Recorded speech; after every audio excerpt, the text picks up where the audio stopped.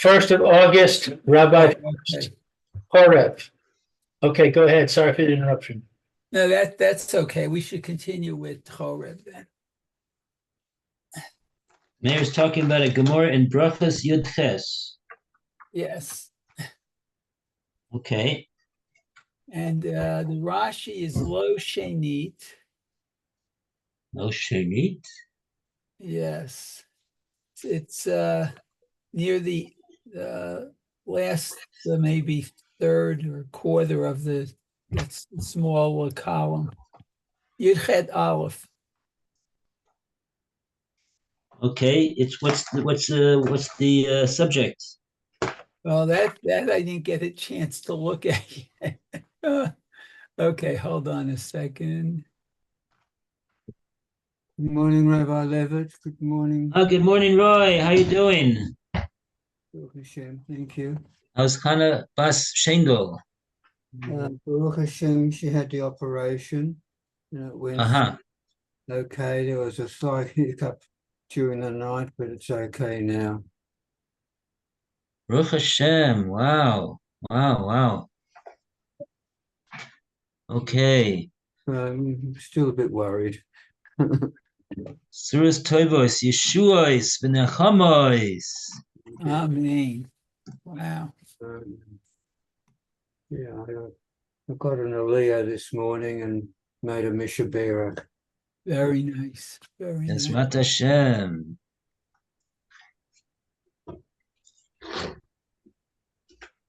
What's happening now?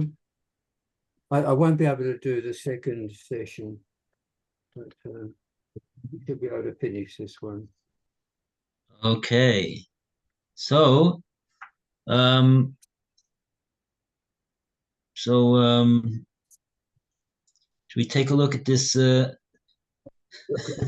mean, it's connected to our learning in Horeb.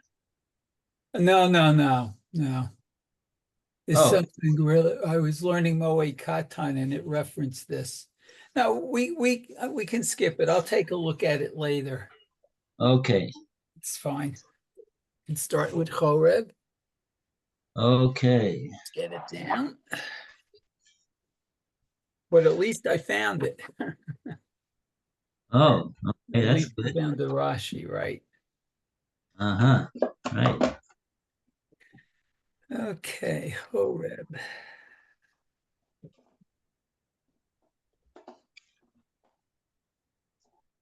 Let's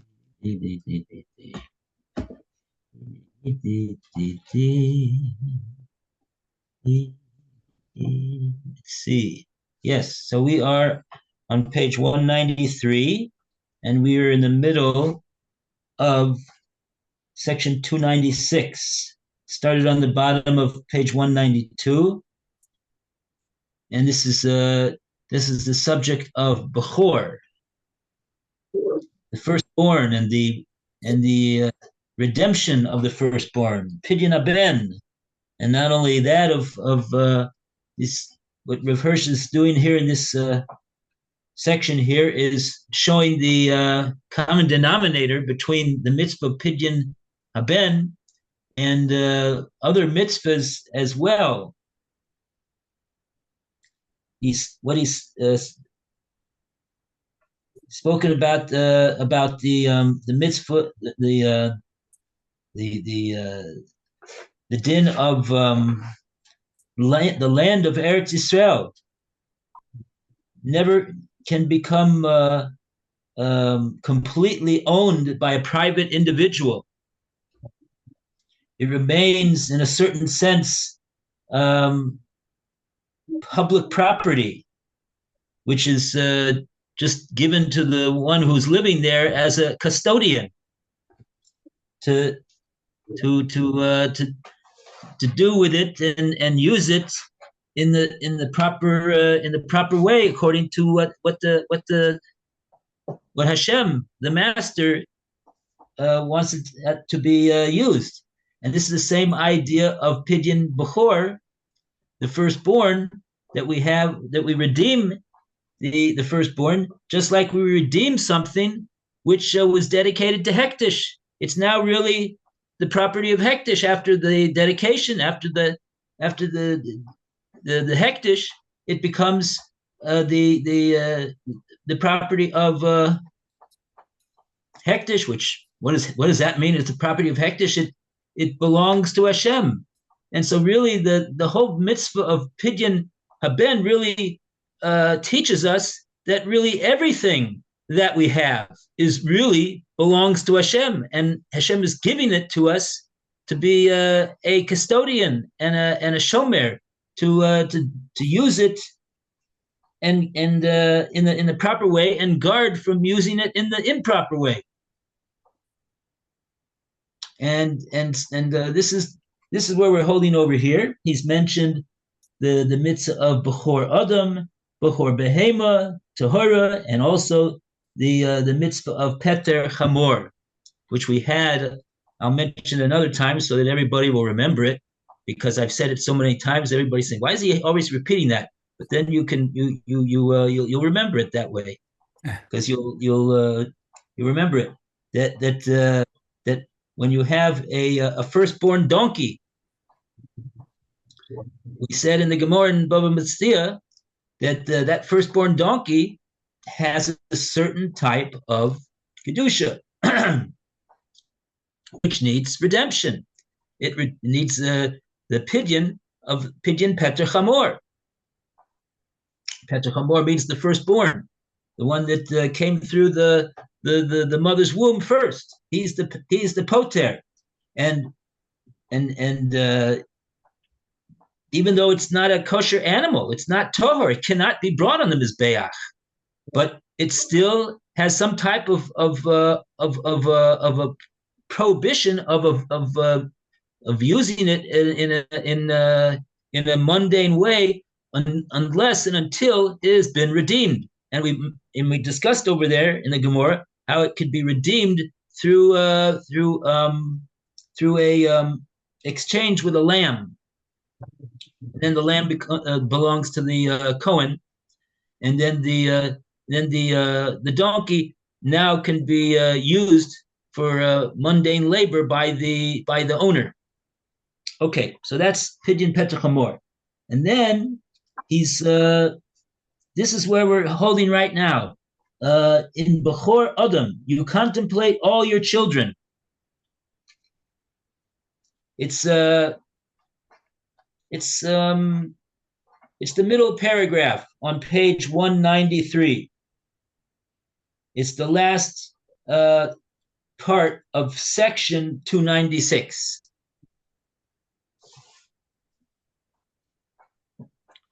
Okay, and we'll start off today the reading with Roy. In Bracha Adam, in Bechor Adam, is that right? Yes. Yes. Correct. You contemplate all your children. In Bechor Behema, Tahora. Behera, Tahara, all your movable property designed for your personal benefit.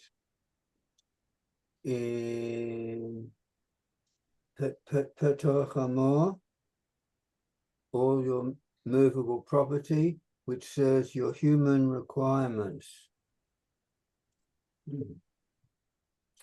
As implements, serves all your human requirements as implements. Otherwise, the three institutions express the same ideas, namely, and also after all has come to you by the hand of God, you have acquired no lien on it for yourself, but you should and must administer it as something holy, entrusted to you only for the fulfillment of the will of the giver.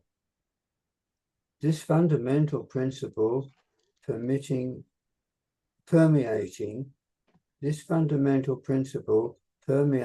the whole life of Israel, you learnt in awe at the hour of Israel's birth. Wow.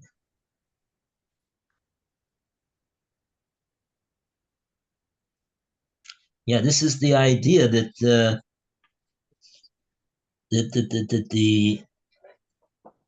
Bechor, the mitzvah of Pidyon Haben, of a Bechor, and also of Petach Hamor, it harkens back to when? To the Exodus from Egypt, when was it the final Makkah, right? The final Makkah was Makkah's Bechoros. And with that, Klal Yisrael was given their freedom and their new existence as a nation. And in that hour of Israel's birth, Rav Hirsch says this is where all these that we received, all of these gifts from Hashem, the ability to have children, to be able to of course, we had children when we were slaves in Mitzrayim also, but what happened was that they were really, we saw with our own eyes that our Bechoros were saved from the calamity of Makas Bechoros, and our nation was saved from the whole Yetzias Mitzrayim. Otherwise, we would not be a Klal Yisrael. So this is all comes from Hashem, and then therefore we recognize that Hashem is giving us everything that we have, and therefore we're saying that really it belongs to Him, but He's giving us the opportunity to redeem it for our own personal benefit and our own to service us, and but we recognize that since it comes from Hashem, it's only proper to use these things for the things that Hashem wants us to use them for.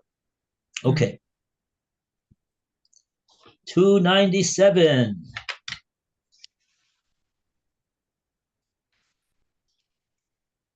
We go to Meir. Okay.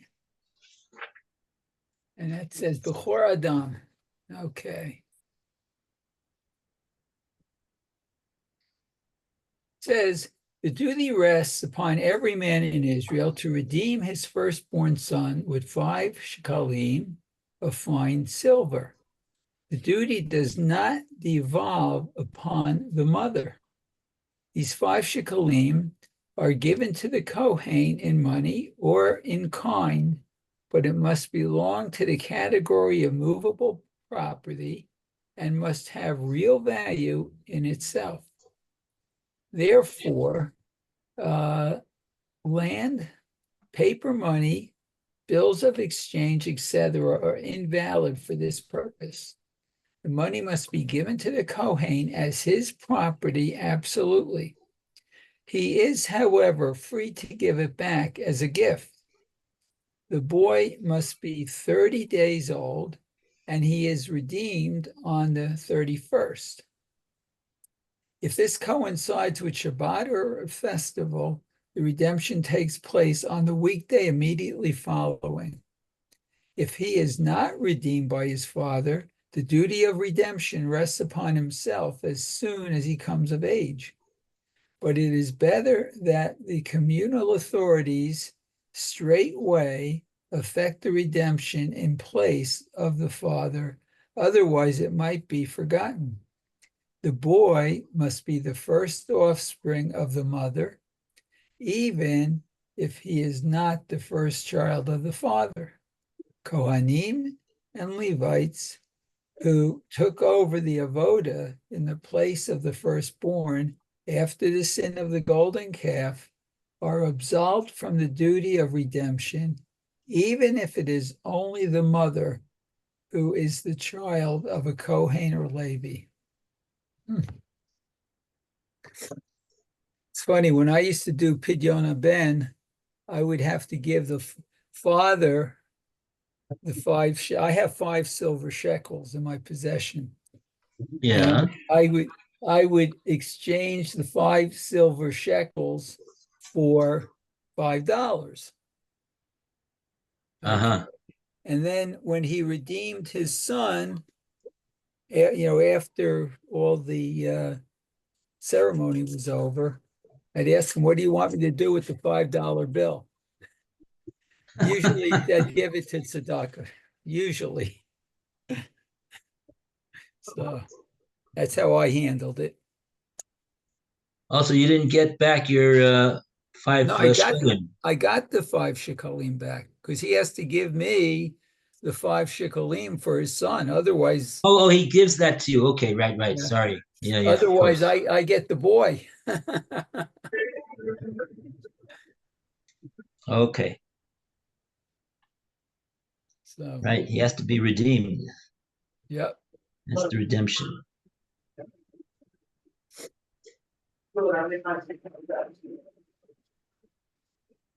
Right. Okay. There must have been times when the Kohen was landed with the boy. Could be.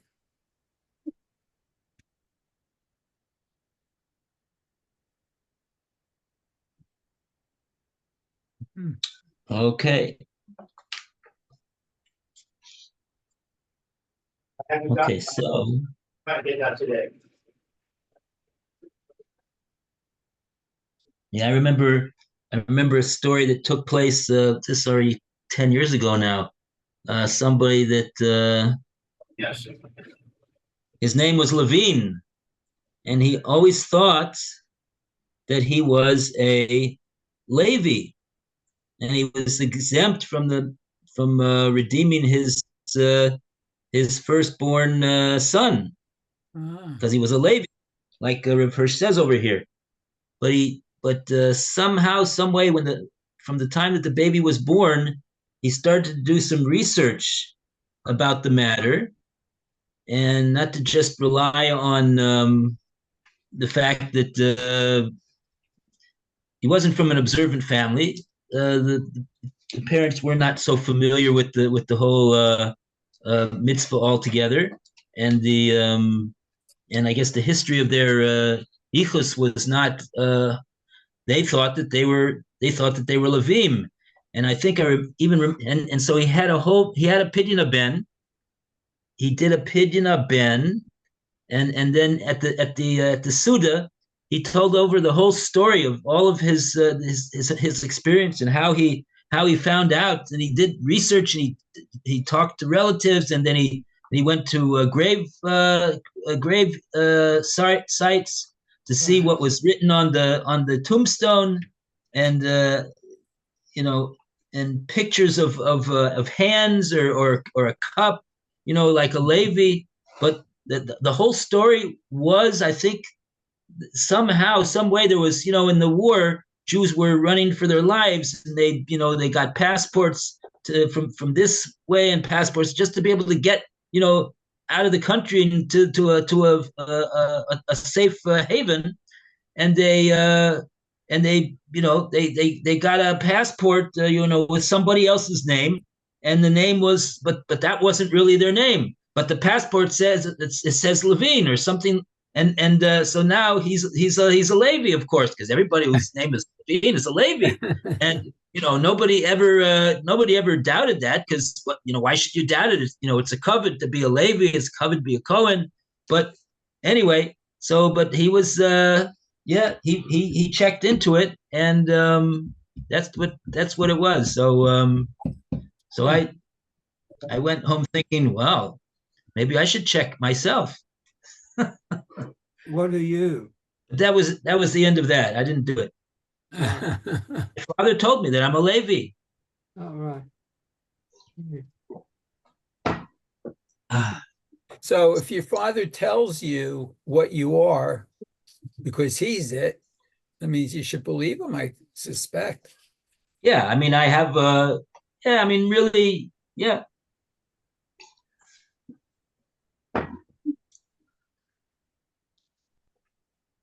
But yeah,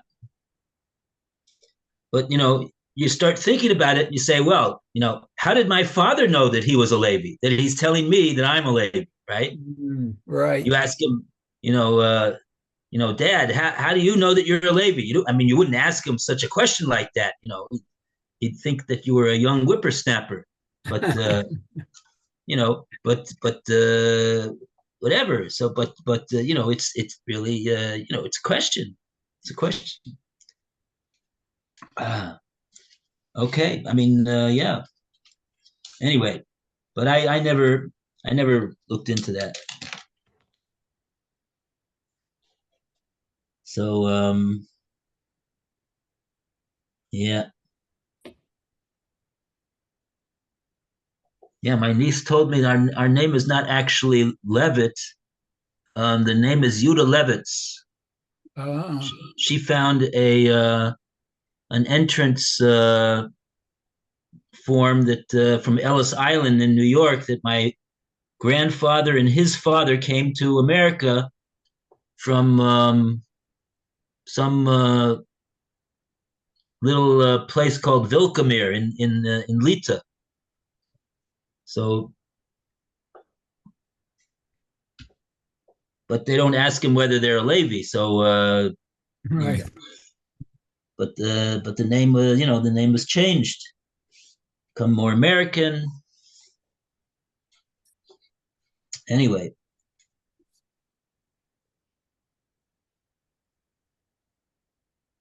Okay, so that's that.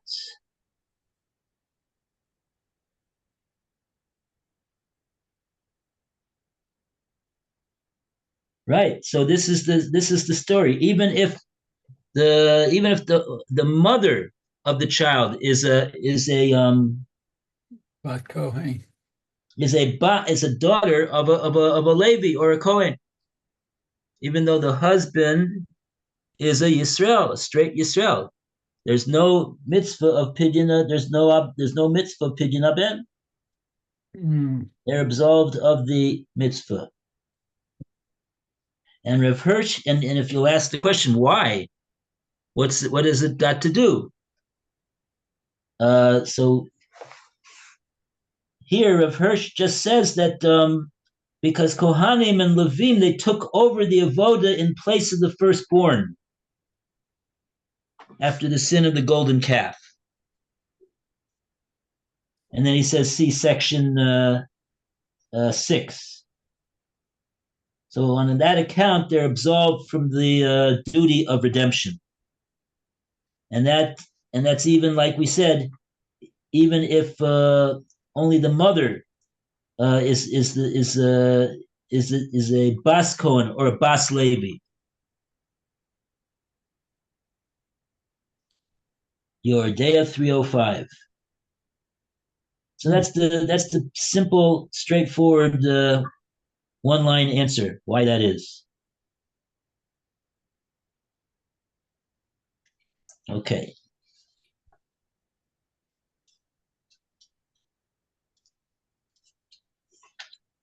Okay, so now we go to, it's a long section here, over here, 298.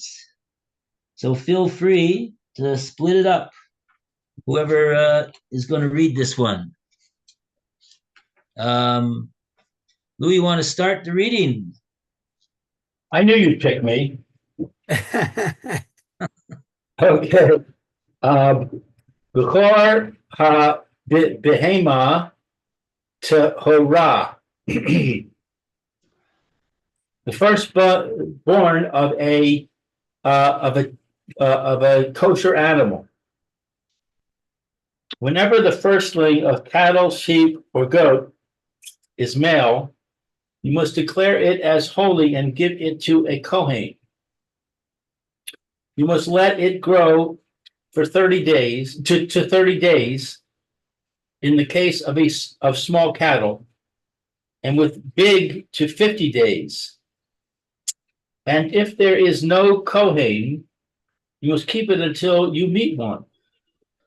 Nowadays, the Bechor must be fed until it may get such blemish as may render it invalid as an offering. This blemish must be acknowledged by 3 experts, and the animal may then be slaughtered and eaten.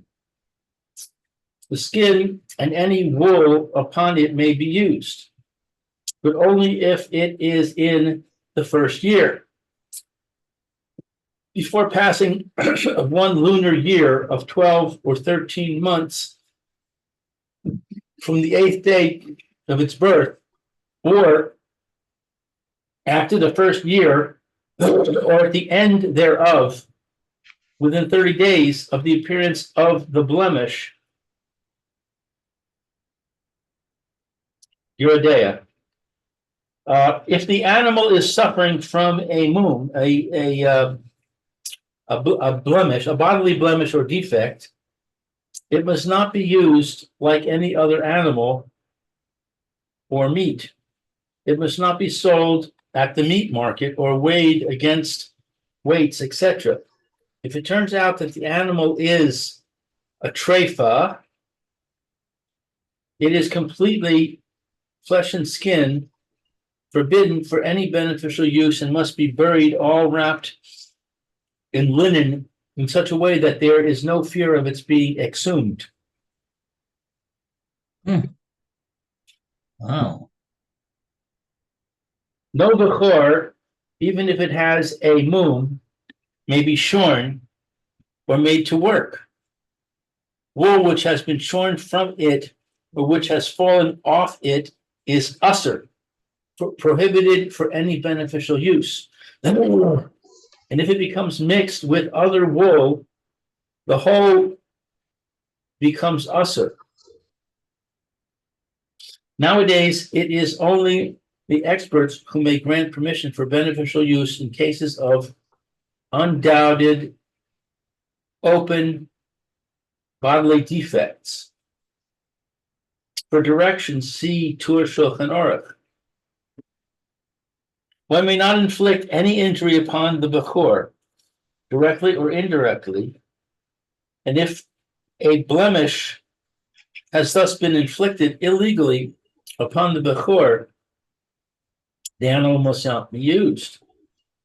Every animal about which there is a doubt whether it is a bechor or not must be fed as though it were a bechor until it gets a mum. And then it belongs to its owner unless and until the Kohen produces proof that it is a bechor. Animals belonging to Kohanim and Levites also come under the obligation of bechor.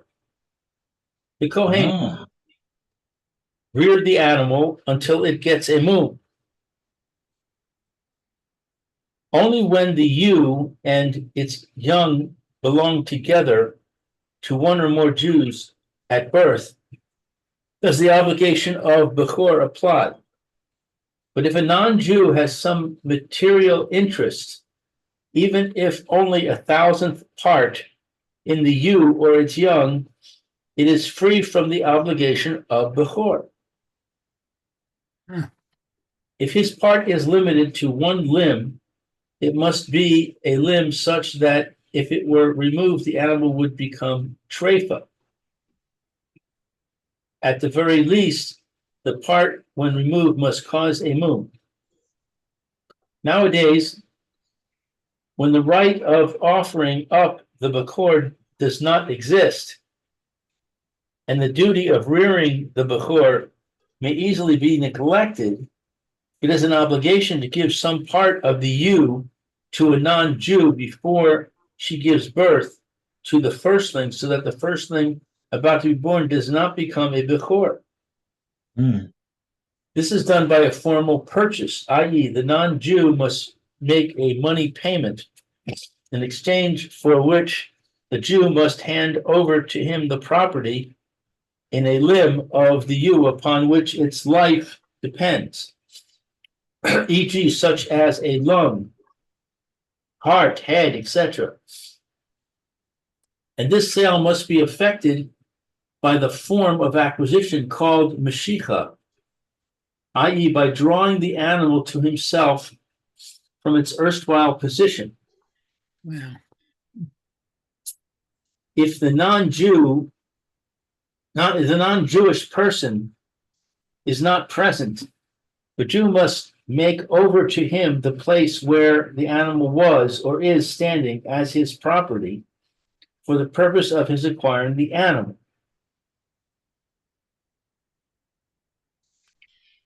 I didn't get this thing about the part, the part of the animal. You can't remove the head. The animal will die. I think what it means is that they make an agreement to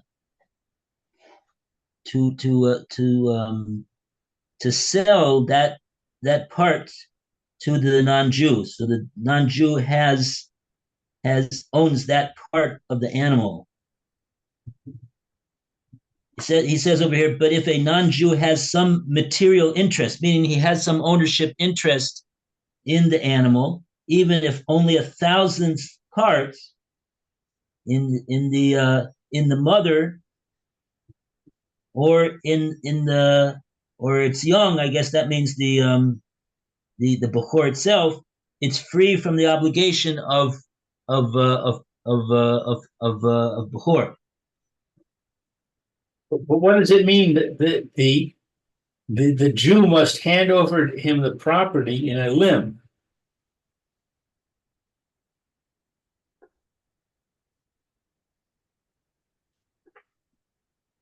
Hand over the property? Where does it say that? At the bottom of page 194, the second to the last line.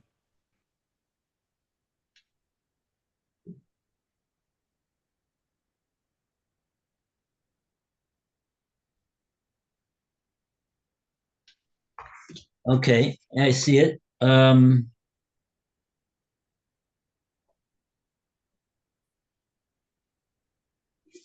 1 second. If his part is limited to one limb, it must be a limb such that if it were removed. So if the non-Jew's part is limited to a singular limb of the animal, it has to be such a limb that it's vital to the animal's existence. It would not be able to exist for more than a year without it. Right. It would become a treifa. So and then he says, at the very least, the part when removed must cause a mum.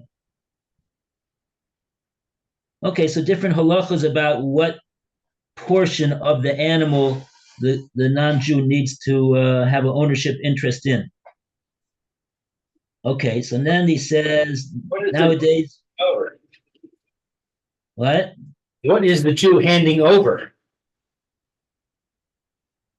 Okay, just a second. I want to see what he says before that. Nowadays, when the right of offering up to the Bechor does not exist, we can't bring the animal on the mizbeach, and the duty of rearing the Bechor may easily be neglected.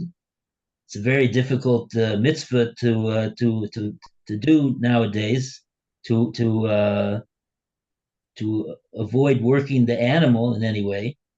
It's an obligation to give some part of the ewe to a non-Jew before gives birth to the firstling, so that the firstling about to be born does not become a Bechor. Right. This is done by so there the language is a bit misleading.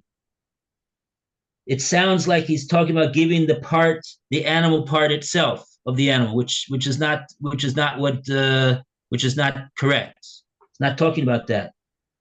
Now he says it's done by a formal purchase. The non-Jew must make a money payment in exchange for which the Jew must hand over to him the property in a limb of the ewe upon which its life depends, such as the lung, heart, head. This sale must be effected by form of acquisition called beshicha. Yeah, this sentence is very, very misleading. Does he quote? He quotes Yoredeah. Okay. I mean, I'm sure that it doesn't mean what it seems to mean. That can't be what it means. Right. He says the non-Jew has to give a monetary payment, in exchange for which the Jew must hand over to him the property. What property? In a limb of the ewe upon which its life depends. Yeah, very, very not understandable what he's talking about here. Yeah, I don't know. I do not know. It's the writing is very, very, very difficult. What's he handing over? Handing over to him the property. I don't know. I've read it already 3 times. It doesn't. It's. I mean, okay. Now we have a problem. We don't know what we're talking about over here. What is he actually talking about? And the sale must be done by a form of meshicha, by drawing the animal to himself from its former position. Because we learned that that's what erstwhile means, the former position. If the non-Jewish person is not present, the Jew must make over to him the place where the animal was, standing as its property for the purpose of his acquiring the animal. Also not understandable. Yeah, the language is very, very, very not understandable.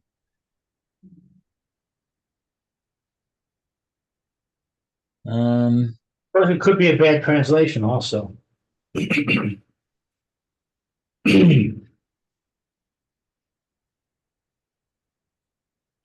Yeah. Yeah, I don't know. I don't know what that means. So basically, what we think happens is that the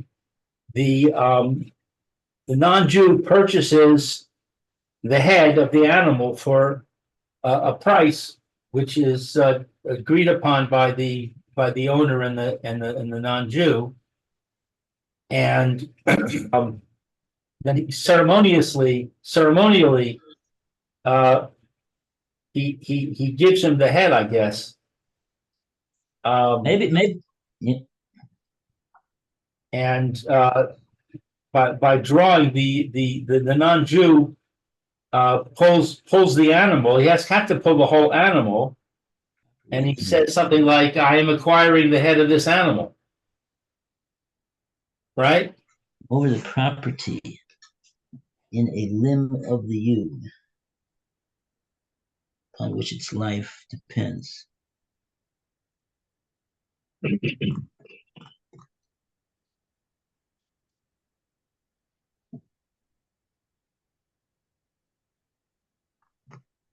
Yeah, I mean, I'm sure what Rev Hirsch is doing is he's quoting a Yoredeah and Shulchan Aruch. We could look over there. It says Yoredeah 320. Maybe over there reading in the Shulchan Aruch would be a little bit more understandable than these English words over here. We could try that. We don't have any time for that today, but okay. So Bli Neder, we'll try to find out about this one. There's an old book. We used to have the book. I think we gave it away already. By the Boston Rebbe. It's written by I think it was written by his son, Reb Meir Shlita. I just saw a month ago at Chasna, and he's got a story over there about how the Boston Rebbe was called in on a special case of a Jewish cattle merchant in Massachusetts, somewhere inland from Boston, and it turned out that the guy was a observant Jew, and he wanted to know what to do over here. He's got this firstborn bull, and it's quite an interesting and humorous story over there that's told, including all the halachas that they tried to do to deal with the situation of having a bechor. If anybody has the book, it's a good read. Okay. Okay, Bli Neder, we'll take a look. And so a great day to Mayor. Okay, have a good day, everyone. Basuras Okay. Tovos, Amen. B'ezrat Hashem, and we'll be back soon, B'ezrat Hashem. I'll see you tomorrow morning. Right. Jim. Okay, bye, Roy. All the Okay. best. Salema Takana. Thank you. Bush Lema, Basuras Tovos. Amen. Thank you.